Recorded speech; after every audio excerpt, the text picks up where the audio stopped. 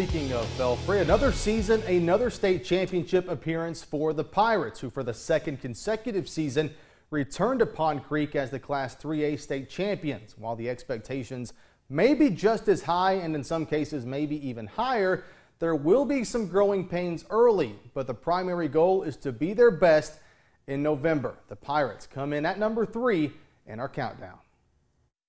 The last 2 seasons have produced back-to-back state championships for the Belfry Pirates, but that success means little for this season.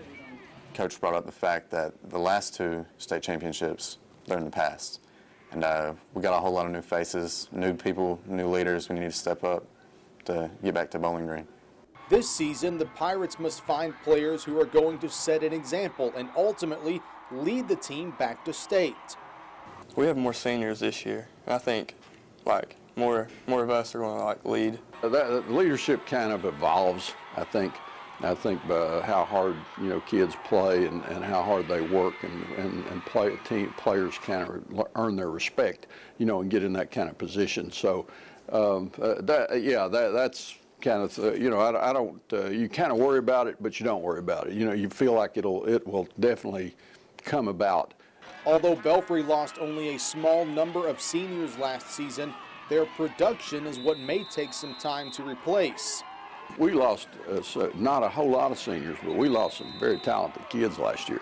And our quarterback, our fullback, Austin Hatfield, we lost both linebackers, we lost safeties, and the defensive lineman or 2, just really key guys that made some great plays for us over the course of the year. So yeah, we've got some concerns, and day at a time, and hopefully things will fall into place somewhere down the road. Especially defensively, where once again the Pirates are left with having to replace 2 of the team's 4 leading tacklers.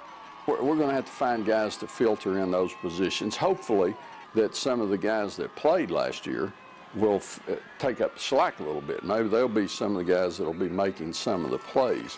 Not to mention bringing in their 3rd starting quarterback in as many seasons, with the previous 2 producing state titles. We've got a youngster, Noah Corbett, this year that filled in 3 or 4 games last year.